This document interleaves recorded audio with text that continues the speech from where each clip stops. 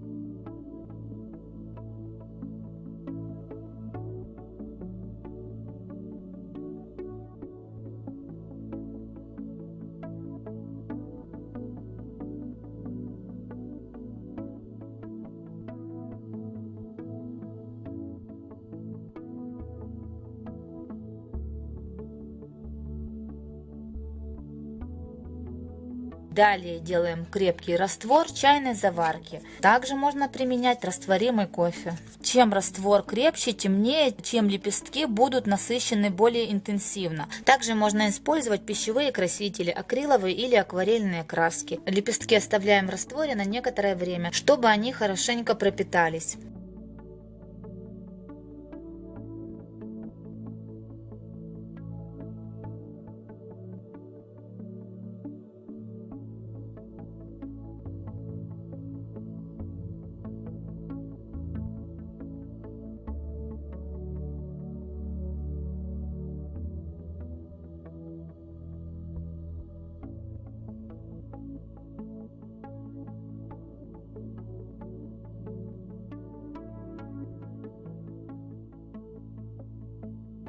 Листья оставляем до полного высыхания.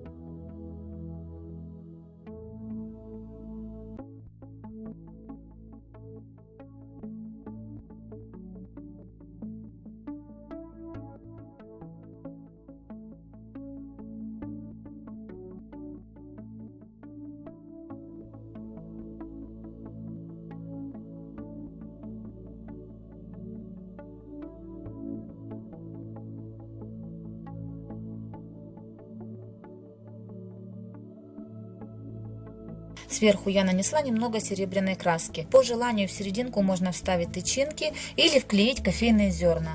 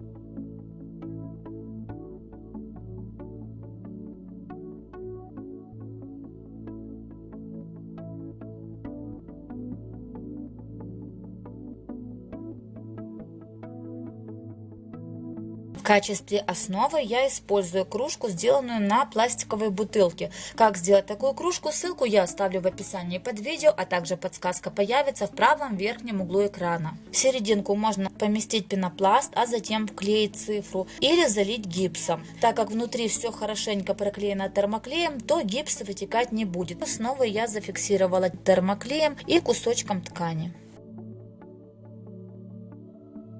Вовнутрь чашки я залила гипс, и он уже высох. Чтобы работа стала более легкой, а тем самым экономится и гипс, вовнутрь чашки перед заливанием я вклеила плотно смотанный полиэтилен приблизительно вот на такую высоту, а остальное заполнила гипсом. Далее покрываем гипс коричневой краской, а после ее высыхания приклеиваем кофейные зерна или любой другой наполнитель на ваш выбор.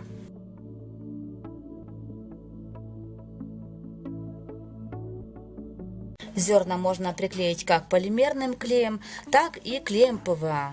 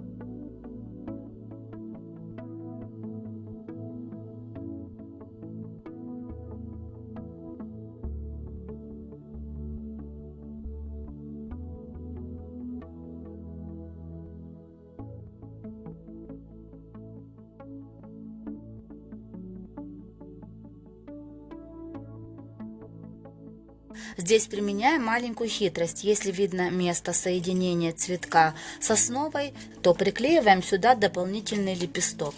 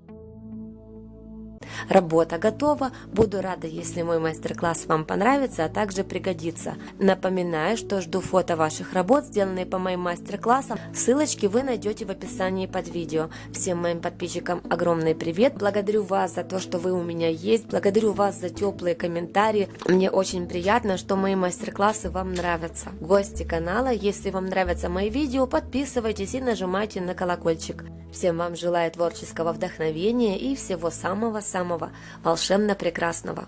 До новых встреч!